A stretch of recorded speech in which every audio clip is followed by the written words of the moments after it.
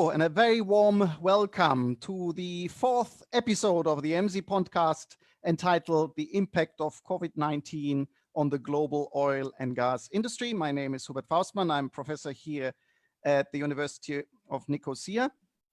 Let me talk quickly about the background to this podcast and then introduce you to my two distinguished guests.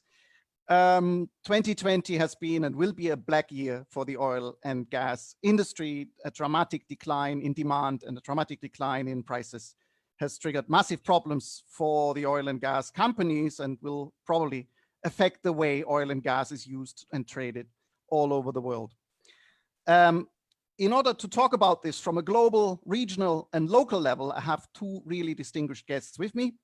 First of all, let me introduce you to Professor Gawdat Bahgat from the Near East South Asia Center for Strategic Studies at the National Defense University in Washington. So a very warm welcome across the Atlantic. I hope you're well.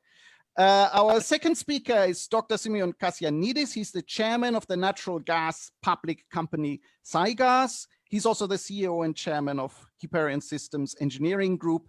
And he's also suffering from severe back pain and is a real hero to make it to this podcast. So particular thank you for you being with us now. Before we go into the actual discussion, I would like to quickly introduce Marinos Papageorgiou, who is doing technical support, but not only technical support, he's also the coordinator of the EMSI-Podcast series. And he will now explain to you how you can ask your questions. And we hope you will ask your questions or make comments on what we are talking about. Thank you, Hubert. Let me also, by my side, thank you, our distinguished speakers. It's a great honor for us to have you. As for our audience, they can submit their comments or questions through the EMSI Facebook page, either by posting a comment or a question below the live video, either by sending a message to the EMSI Facebook page. Thank you, Marinos. We will see more of you later. Now let's go straight into the topic and maybe start with Professor Bahgat. I already alluded to some of the consequences of the impact of the COVID-19 crisis on the global oil and gas industry. How would you describe the impact of this pandemic? Thank you. And first, I would like to thank the organizers, and it's a great honor to be on this panel. And I believe everybody in the world knows how badly the coronavirus has impacted not only oil and gas industry, but almost everything in our life. Oil and gas industry has severely been impacted by the virus, especially not only the virus, but also the collapse of oil prices because of OPEC, disagreement between OPEC and Russia. I will say a few words about this in a couple of minutes.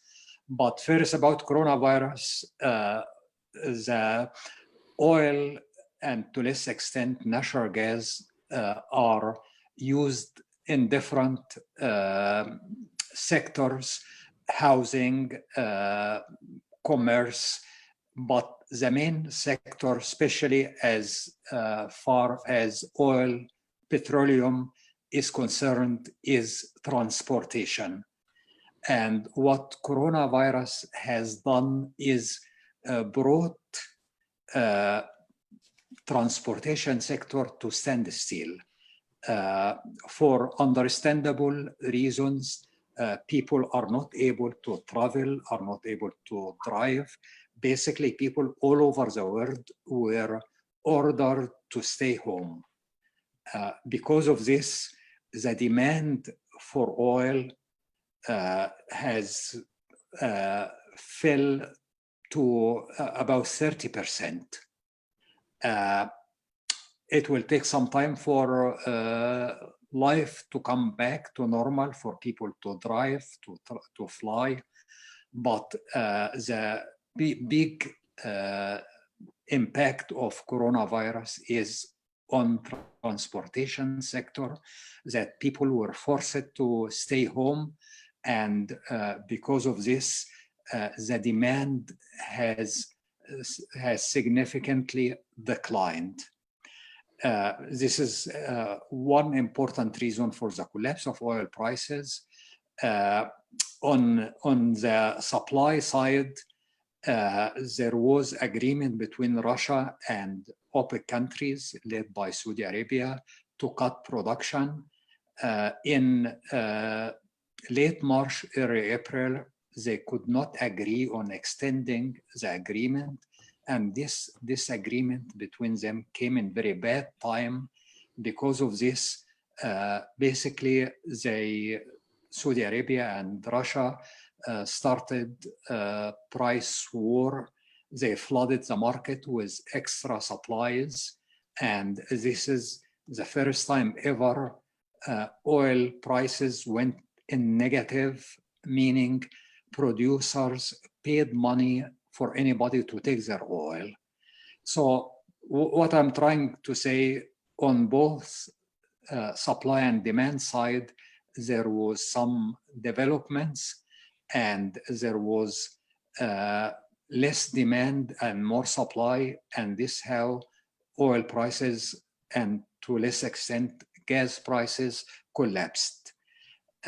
It will take some time to move from here, but OPEC countries agreed with Russia to cut production, and so far they have honored their agreement.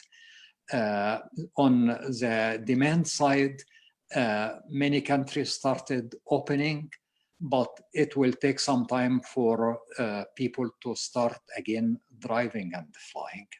Thank you. Dr. Kassianides, you want to add something to these observations?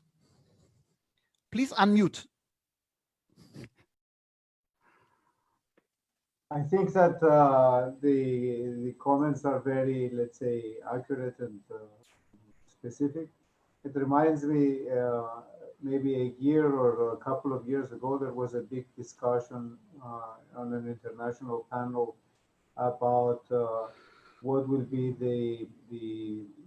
how will the world move into the renewables. And it was flagged that really the big impact to go for the renewable industry will be once transportation changes and it's not dependent on hydrocarbons anymore. So we see that from a completely different point of view, that since transportation was actually impacted, effectively the oil industry and gas industry were impacted as well. I guess the question is that there is a lot of also international and regional plays. I think we are seeing now maybe a new balance or a new equilibrium coming into place where we have the OPEC countries and Russia, but then we have the United States suffering from having reached the point of the net exporter of hydrocarbons. Now, let's say a lot of their production having stalled. So I think this what started as a combination of different independent events combined in terms of making a significant impact on the whole industry, which has an impact on everything else, whether it is on a global or a regional or even a local basis. We will discuss a bit later on. Okay, maybe to stay with you and stay on that topic, how do you see the future of oil and gas prices in the next year? Will there be a recovery? And maybe related to that, will oil and gas remain competitive in comparison to other sources of energy, in particular also renewable energy? Well, I think that as far as my view is concerned, is that we are not yet to a point of maturity or penetration that, let's say, the oil and gas will be replaced by renewables. I think there's a number of things that will need to be resolved first, and that is whether it is storage, whether it is cheaper production of electricity, or whether it is actually being able to shift transportation, aviation, and shipping into renewables, because that is a major component of the consumption of oil and gas.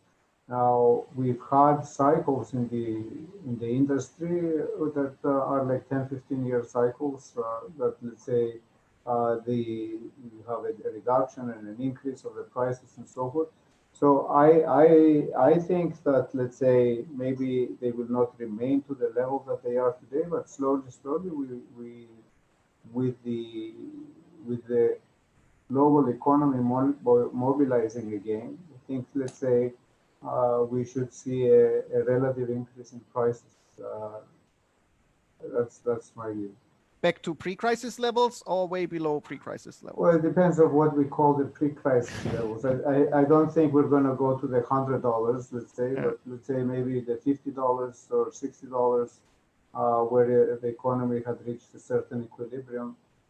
Maybe we would probably see something like that. Of course, if we had a crystal ball, we would be in a different business. So yes, and much richer, all of us. But Professor Bahgat, your views on my questions. How do you see the future of oil and gas prices, and how competitive will they be in comparison to other sources of energy? I believe I can identify one long-term and one short-term impact. In the long term, there has been a move away from oil and gas to renewable energy and to a less extent nuclear power. In the industry, they call this energy transition, and the whole world is interested in climate change, and it is well documented that hydrocarbon resources, coal, oil, and gas are polluting sources of energy. So because of this, and also because of fluctuation in prices and political instability in some Middle Eastern, some oil-producing countries, the whole world has been moving away from coal, oil, and gas. And I believe this will continue. Again, the great majority of people, the great majority of governments believe in climate change, that it is man-made, and that oil and gas and coal contribute to pollution. So there has been strong move to energy transition away from oil and gas to renewable and nuclear. In the short term, I believe what coronavirus has done, many people have experienced working from home. And in the United States here, and I'm sure in many other countries, now there are some jobs will be permanently from home. People will, even when the virus is finally contained, people will continue working from home. This might have some long-term impact on the demand for oil and gas. So, I mean, in my mind, I have been in the United States for more than 36 years. I have been through September 11, and September 11 made big change in life here in the United States. I believe coronavirus is much bigger than September 11. It is the whole world, and I do not believe at one point life will be back to pre-coronavirus. And this is why I believe in oil and gas industry, there will be permanent change on how we do business. Thank you. Okay, this sounds well impressive. And if we break it down from a global to a more regional debate on the area we are in, the Eastern Mediterranean. Eastern Mediterranean gas is usually deep sea gas, which is usually rather expensive gas. So what is the implication, or what are the implications of this drop in demand and prices for the prospect of the regional exploitation and exploration of oil and gas? I don't know, Dr. Kassianides, if you want to start. I think clearly the short-term impact of this has been that it put in question the development and exploration and production and further, let's say, drilling and plants in the short term. I think we have to be, let's say, aware, I guess is a word to use, that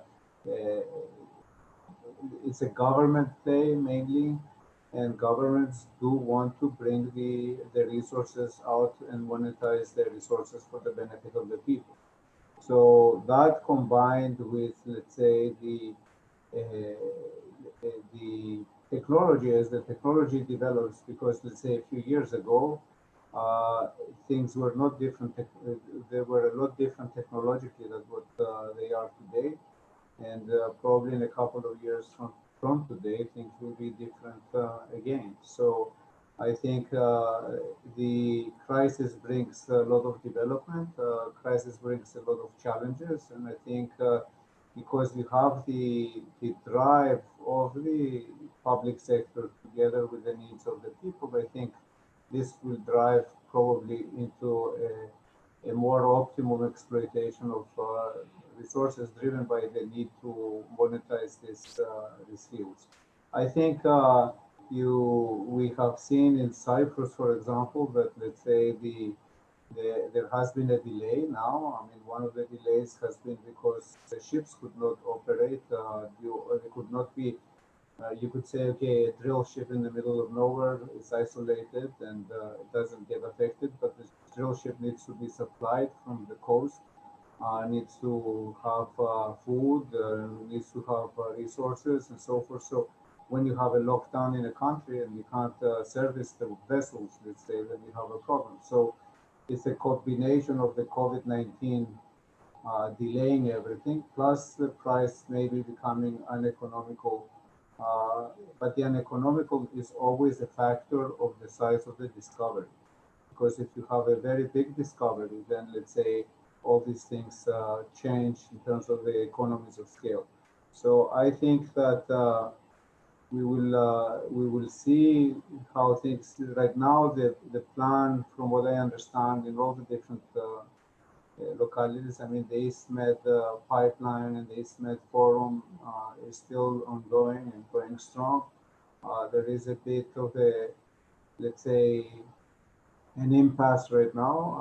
I agree that the vision and view for everybody is to move on to renewables. Gas, though, is one of the fuels that allows the increased penetration of renewables, and we see this in all the countries that have shifted from liquid fuels to gas fuels.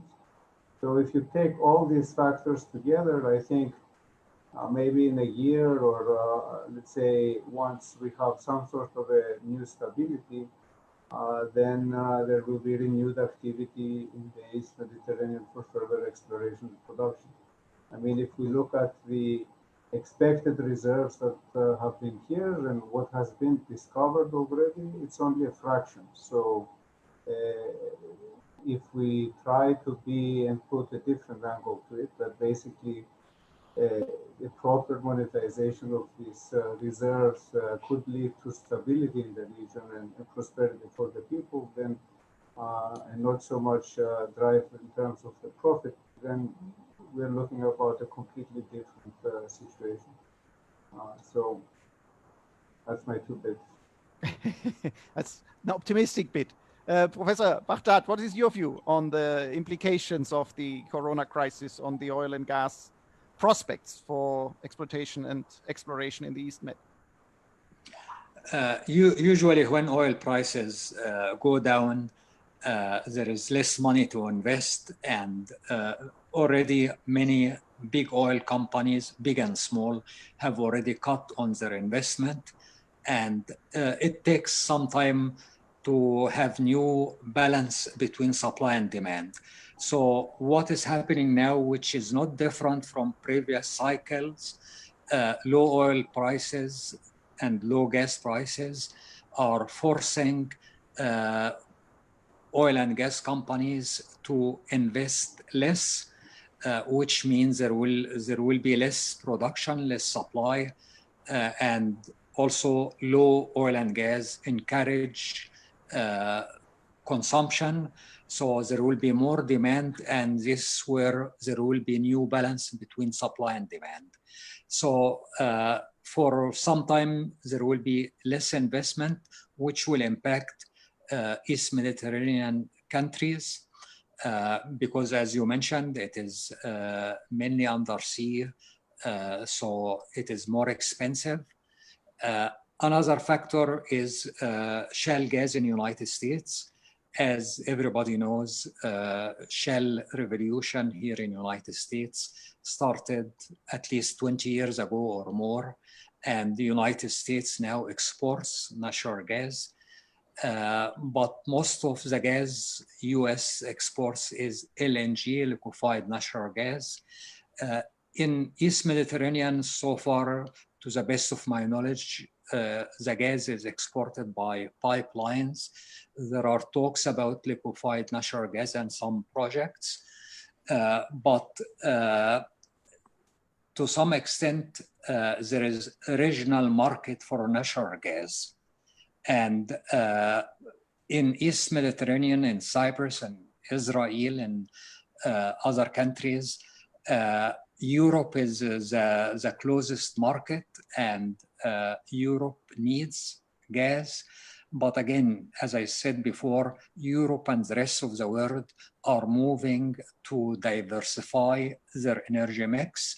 They are trying to import less oil and gas and use more renewable. But East Mediterranean gas is perfect for Europe, very close market. And I believe there will be need.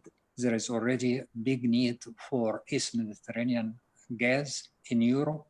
The challenge which we can talk about, if you like, at any point, the challenge is to address political disagreement between major gas producers in East Mediterranean, Israel, Cyprus, Turkey, and other countries. Thank you. I think yeah, just to add on that, I think for completion, I don't disagree with what was said. There are two LNG, there are two liquefaction plants already in operation in Egypt. Actually, the Aphrodite monetization plan, let's say for Cyprus, was to take a pipeline to Egypt for being converted into LNG in one of the plants and to be exported.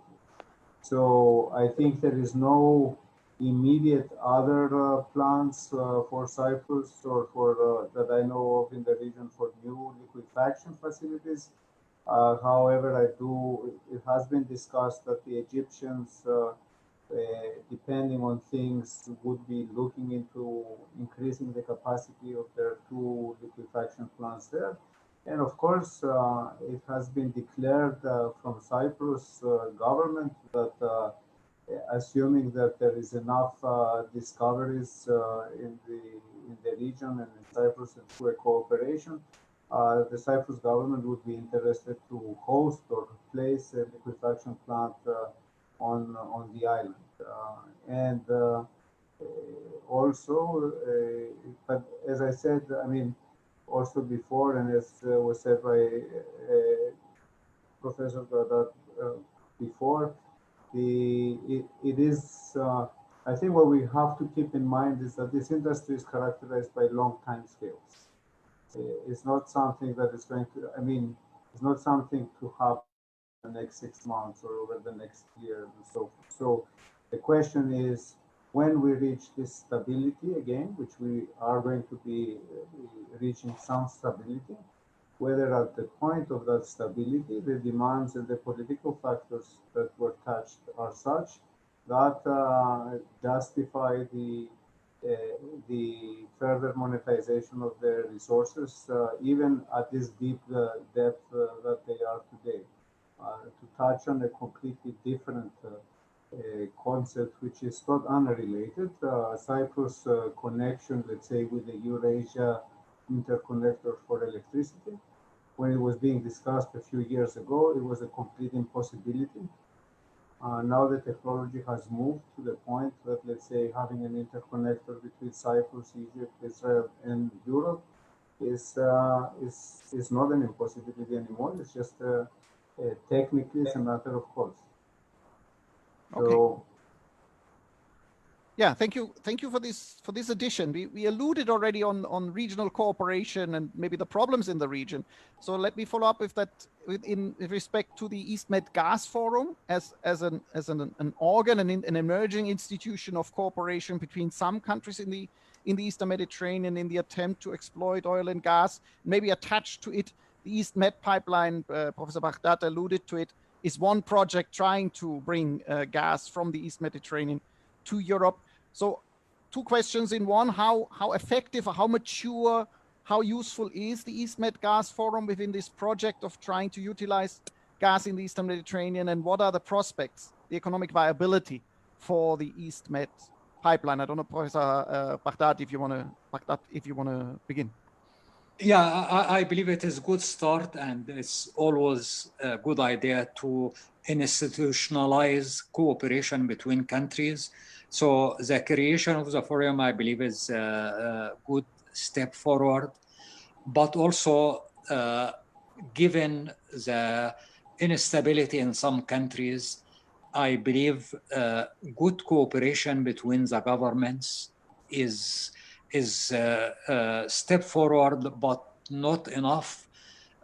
What I'm trying to say is very important to promote cooperation people to people, promote culture awareness, so the organization will have a long life.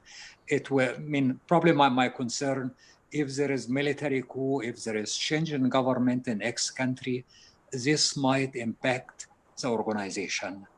So I believe in the long term, it is a good idea to promote culture cooperation, get peoples in all the countries involved to get to know each other, understand each other. This will give deeper roots to the organization. And also, I believe it's important to be inclusive. There is, I believe, wrong perceptions that the organization is against some countries. I mean, we're talking about economics, talking about making money. So I believe the organization is win-win, and it should fight the wrong perception that it is political organization. It is energy organization, economic organization about benefiting all members, and it should not be perceived that it is against any regional power. Okay, Dr. Kassianides, your views on the EastMed Gas Forum and the viability of the EastMed pipeline as an export route into Europe. No, I think I agree entirely with what was said before. I think the discoveries in all the different countries are how you say it. The East Mediterranean is a regional play. It's not something that one country can demand or define or rule. I mean, the Israelis today are exporting to Jordan, they're exporting to Palestine, they have a plan to export to Egypt. You have Cyprus looking to export and cooperate with the different countries. I think the quantities that have been discovered in the reserves in the different countries, let's say isolated, run the risk of being stranded. So I think by definition, the economic benefit for all will come through a proper regional cooperation. And if, let's say, indeed we have the vision, maybe the optimistic vision, as was said before, that we can get the people to have this, let's say, cooperation, it can lead to prosperity and peace, which will lead to further economic development and further prosperity and peace in the area. So I am completely for the idea, and I think we have a big potential incentive and drivers that can help us go down that direction. The EastMed pipeline is indeed a project that is financed. I think there are technical challenges. It's not something that can happen in the next year or so. There will be a lot of work. Mainly the technical challenges of how to handle the depths in the sea and the non-uniformity of the seabed in the Eastern Mediterranean until it reaches let's say Greece or Crete or whatever, however the path will be determined in the end. But I think there's many different ways to look at it, and I think that is being looked at very carefully, and a lot of support has been provided by the European Union, let's say, in order to do all the studies. So again, I think if you have a strong enough reason, which we seem to have, there is good and solid technology, and let's say technology, I'm a believer in technology, and I believe, let's say, with the right incentives and funding, most problems can be solved. So I would not be excluding the possibility of the EastMed pipeline, maybe not now, but maybe in 5 years. Okay, we've been so far talking about an elephant in the room that causes problems within all these future ideas about the EastMed, and that is the confrontation between Turkey and in particular the Republic of Cyprus, but not only Cyprus, also with Greece. There are also problems with Israel and Egypt. So we have one country that feels excluded from these developments in the Eastern Mediterranean, has responded rather aggressively to it, also acting on behalf of the Turkish Cypriots, who are also not too happy about the unilateral exploitation by the Greek Cypriot side. So we have confrontations going on. How do you see this interfering and playing out within the prospects for the development of the EastMed in terms of oil and gas exploitation? I don't know, Dr. Kassianides, I think if you want to start. I think maybe it's not the right thing to say, but I think Turkey is positioning itself like Iran has positioned itself in the East, in the Arabian Gulf. So I think no country in the EastMed, at least what has been said publicly, wants to exclude Turkey.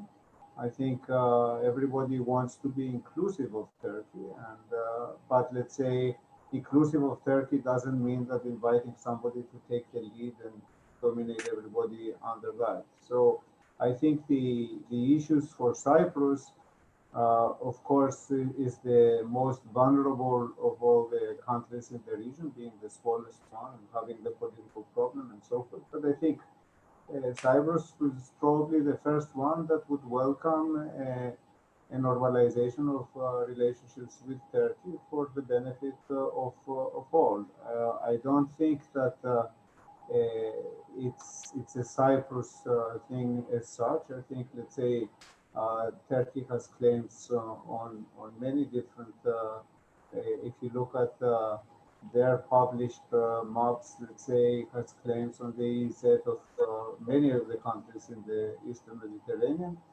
I think the foreign minister here offered to go to The Hague to have a discussion. I think that was even yesterday, if I read the papers this morning correctly. So I think that the fact of the matter with this time frame, we have gas in the Eastern Mediterranean. What has been discovered right now is gas. What the general industry view is that the era of gas is the next 30 years maybe. So every year that goes by, which without exploitation of the gas, is 1 year less, because then you will have maybe renewables, maybe hydrogen, maybe, I mean, there will be other forms, and we will move. You had a period of the liquid fuels, the crude. Now we're moving into the gas, which is cleaner, not as clean, but cleaner. And some are talking about it as a transition fuel, but is a different fuel rather than a transition, and then it will move on. I think the more squabbling and political unrest that acts as a deterrent to the monetization is actually against the interests of all countries in the region, including Turkey. So I think Turkey could have it has a big market, has a big need for the gas. Its economy could benefit greatly. I think it's a matter of getting everybody on the table. On the other hand, I think that, let's say, as I said, the needs of all these countries, in my view, is strong enough that they will find a balance to proceed maybe without Turkey. But I mean, ideally, there would be a regional cooperation for the benefit of all. Professor Bahgat, do you have views on this? Yeah, sure. If I may, I want to make 3 points. I believe in economics, as I said, everybody wins. The gas discoveries, they will make money, they will support prosperity to all people in the region. So I believe the gas discoveries, gas industry, the profit, all these things can help promote peace between Cyprus, Greece, Turkey, and other countries. In policy, it is one side wins, the other side loses. In economics, it has the potential that everybody can win. And I believe it depends on how the leaders can find compromise and can use this wealth to support political dialogue. The other point I want to make, as we speak now, there is prospects for war between Turkey and Egypt and Libya. And I believe the world is well connected, and any conflict in Libya between Egypt and Turkey, which will be crazy, and I do not think this will happen, but leaders are making threats, and I see some impact of this on oil and gas industry in Cyprus and Israel and other countries. The last point I want to make about the role of global powers, mainly European Union and the United States. The conflicts between Greece and Turkey, Cyprus and Turkey,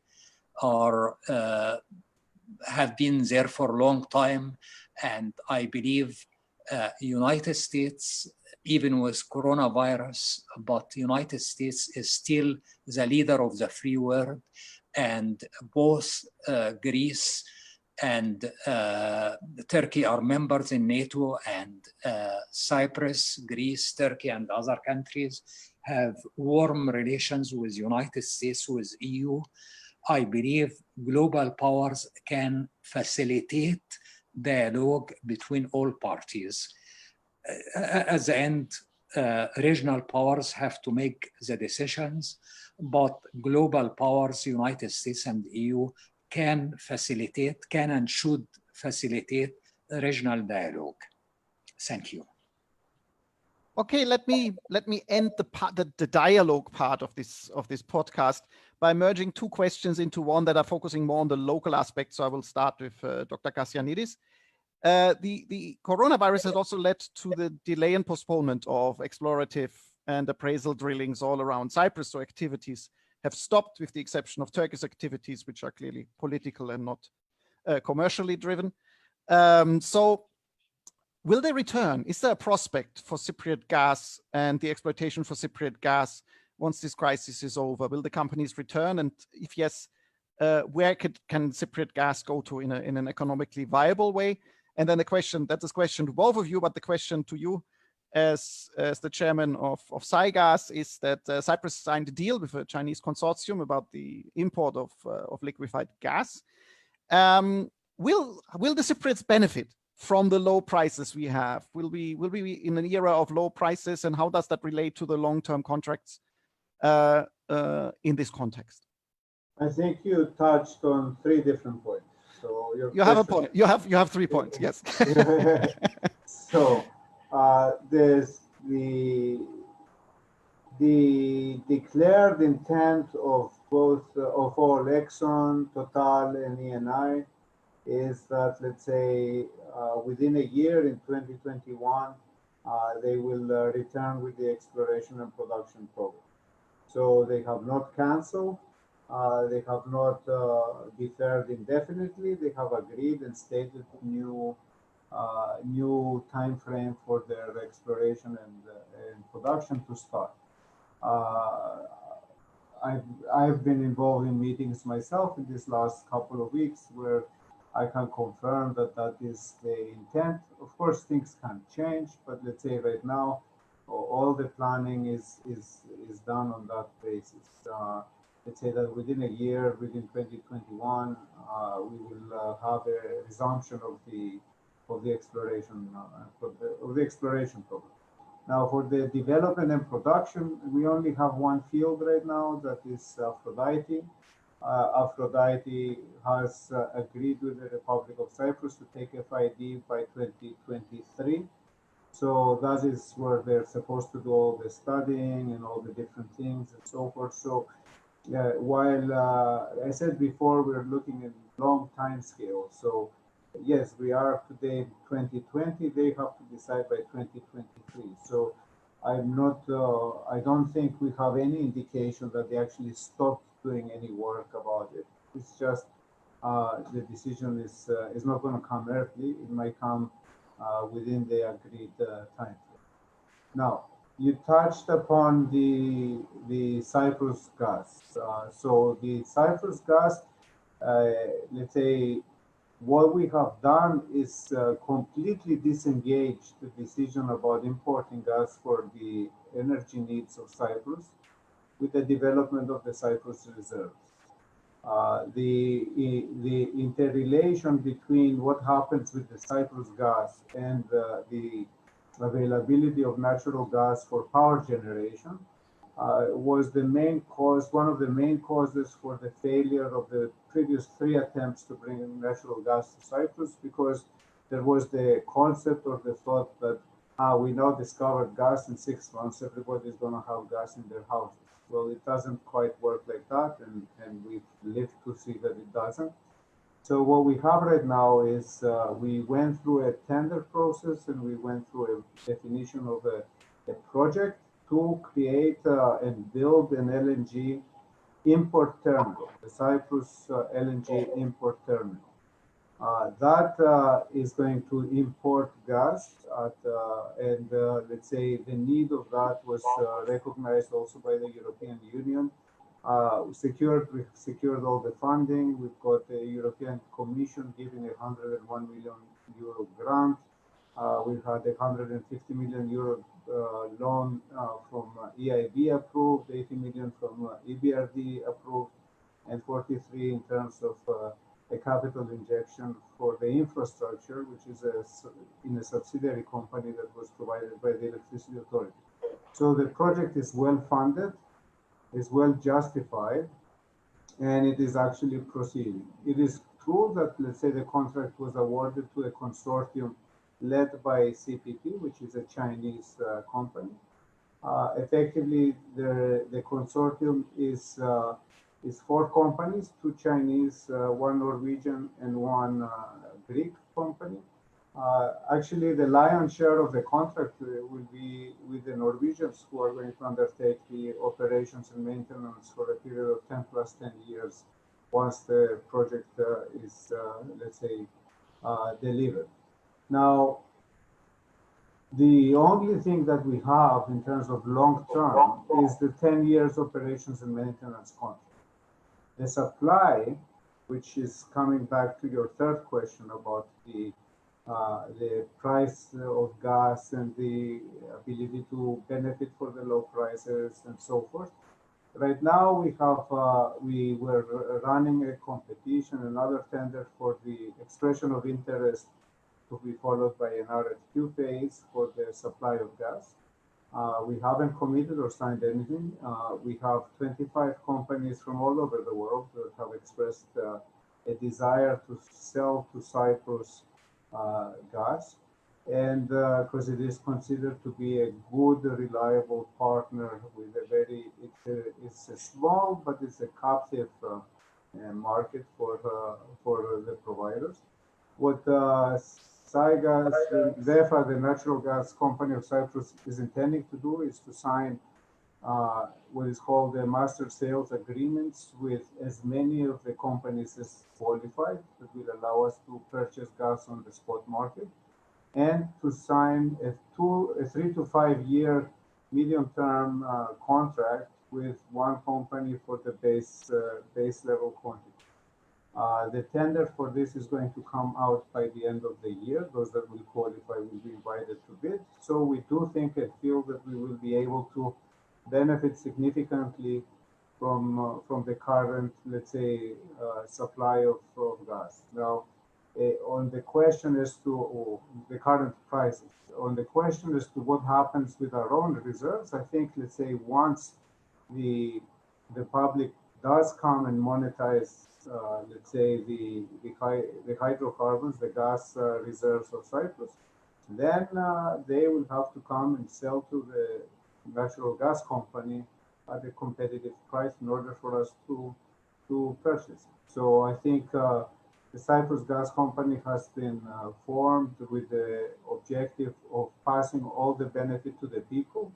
So it's not a profit making, it's not driven by profits. All the benefit will go to the people. So we hope that in the next 2 years, let's say, because we expect that we will have gas coming to Cyprus, the first gas coming at the end of summer 22. So we expect that a combination of very favorable financing, good prices, and so forth will lead to what is required or what is our objective to lower the electricity prices for the people.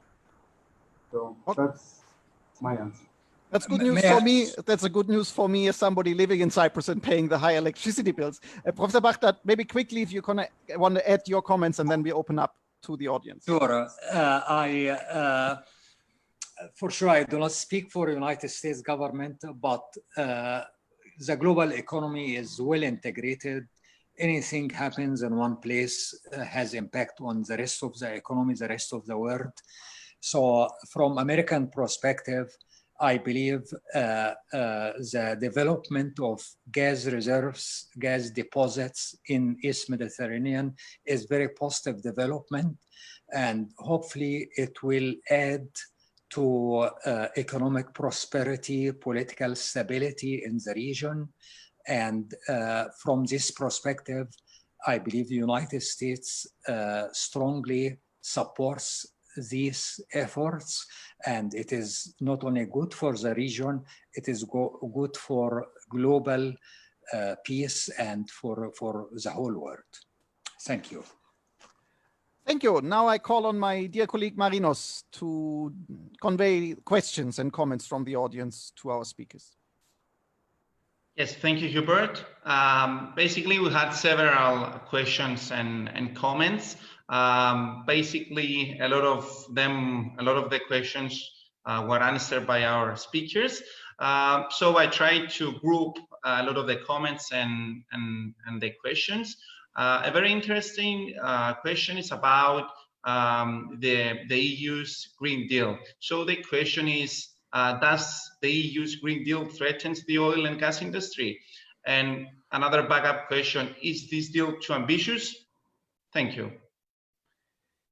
Professor Bahgat, you want to start? Or do you want to answer to that question? Okay, I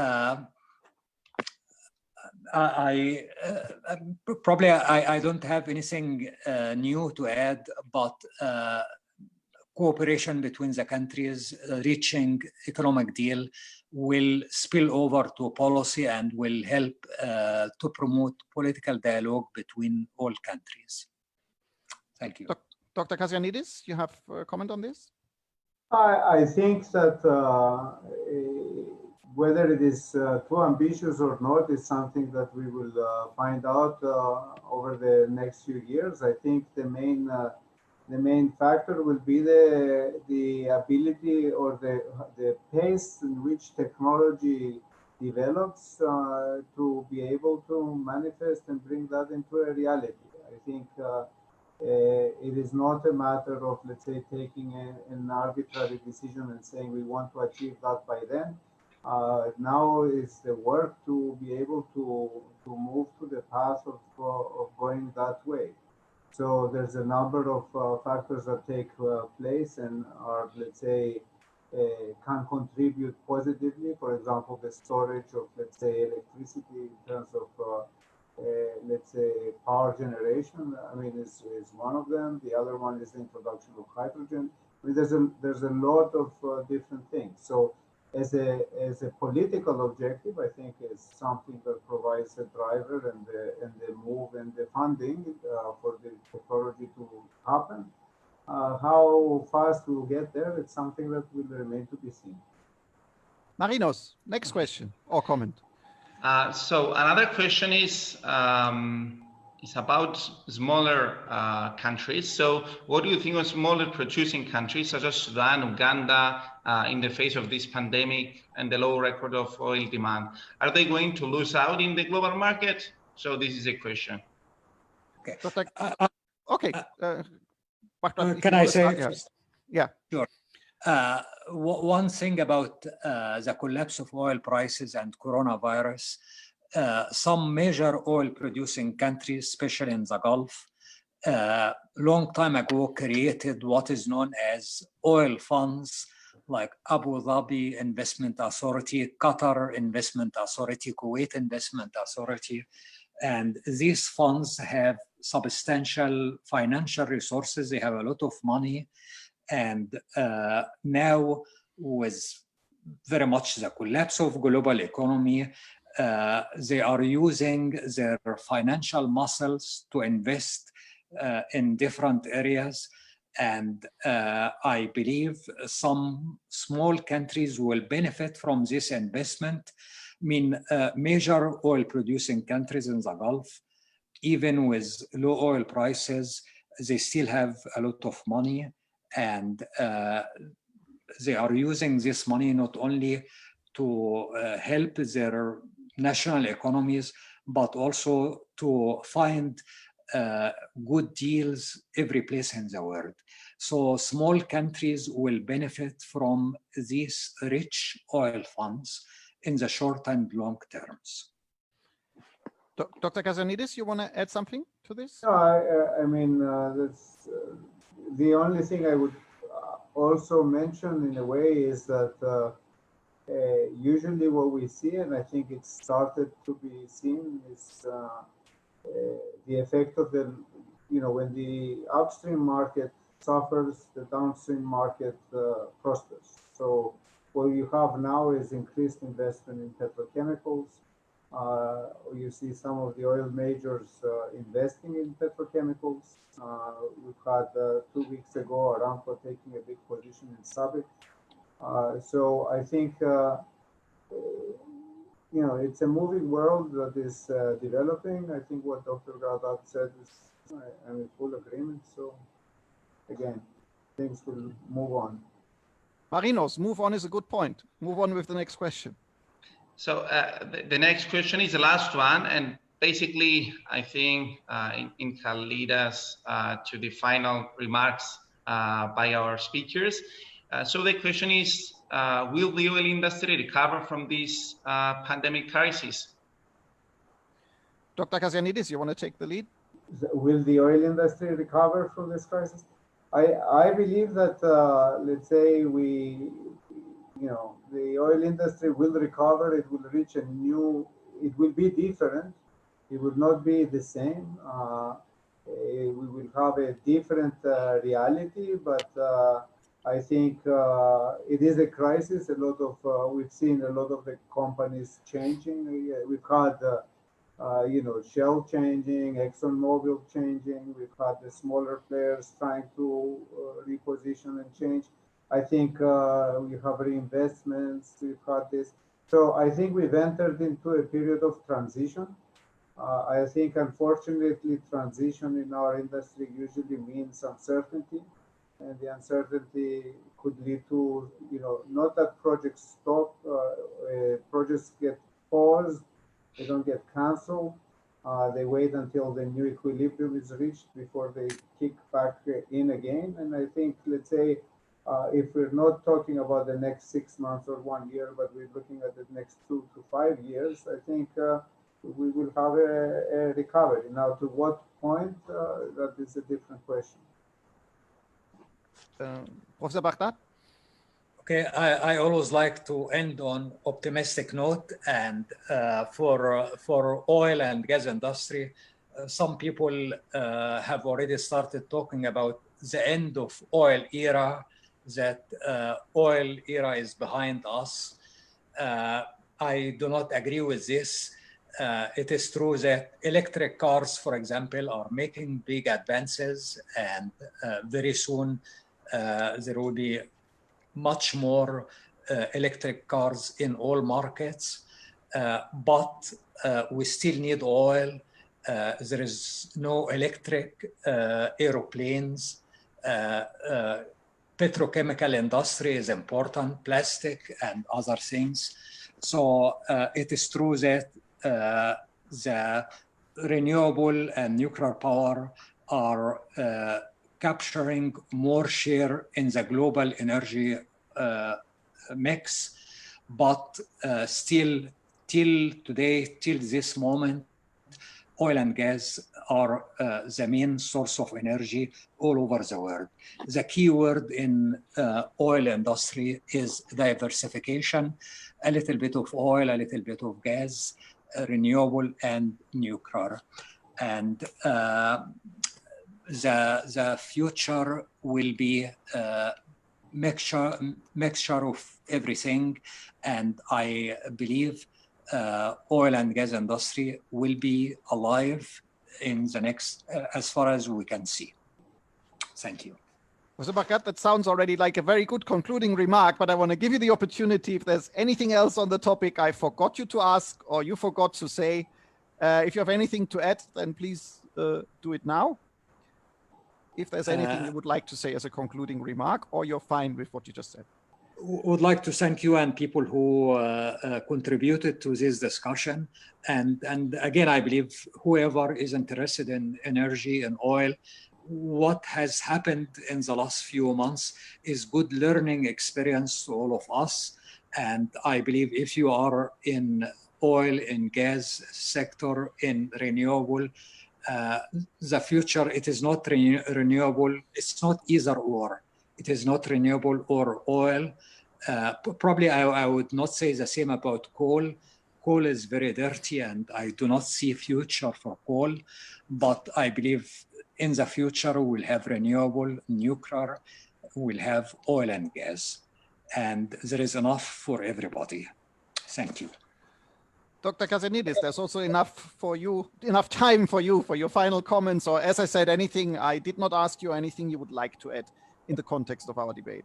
Dr. Kassianides. I think two things. The one thing is the concept of petrochemicals and plastics and so forth is something that is often missed in the discussions when people talk about the oil era. I think, let's say, in any room that you sit, anything you turn around, a big proportion of material that is used is sourced from petrochemicals, which is actually sourced from hydrocarbons. So what is not a matter of, let's say, how you say, we tend to talk about the replacement of, or the end of the oil era only in view of being replaced as a fuel. But let's say there are other uses. So I would agree entirely that we have many years ahead for the oil industry, and it will recover. Now, for just as a closing remark, let's say for Cyprus, I think I would like to say that what we have achieved right now is very significant. We have the, let's say, the foundation event, let's say next week, in 2 weeks on the 9th of July. So basically the project is a reality. It is progressing, we will happen. And this Cyprus in its own microcosm is going to be a demonstration of what a big transformation in everything related to, because our project will change too many things in terms of how the economies work, how the importation of fuel works, how the electricity is being generated, the opening of the electricity market, new jobs, attraction of industry. So we are today in a milestone period that could prove to be development and a new era for Cyprus. So I am optimistic, I remain optimistic, and I base the optimism in the good successes that have been achieved through the cooperation and participation of all stakeholders in order to be able to make this a reality. So with that, I would also like to thank you for giving us the opportunity to talk about this. Sorry for the inconvenience and not having everybody wear a tie. We are grateful for this inconvenience. So, well, I thank you for your participation and cooperation. So very warm thank you to both of you and your valuable contribution to this 4th podcast on our EMSI series on the impact of coronavirus. Let me promote the 5th episode of the EMSI-Podcast, which will be about COVID-19 and the Middle East security, a challenge and an opportunity, where my dear colleague, Professor Farid Mirbaghere, will talk to His Excellency, the Ambassador of Egypt, Hesham Youssef. What's left to me, as I said, thank you two again, and I would like to thank Marinos as well for all his support and assistance. A warm thank you to the audience for listening to us. I hope you enjoyed what might not be a milestone in podcast history, but hopefully an entertaining podcast. Please enjoy and continue to tune into this podcast series, which is held under the umbrella of the School of Law of the University of Nicosia. So I wish you all a very, very pleasant evening, and to Dr. Kassianides a very, very speedy recovery. Thank you all, and goodbye. Thank you.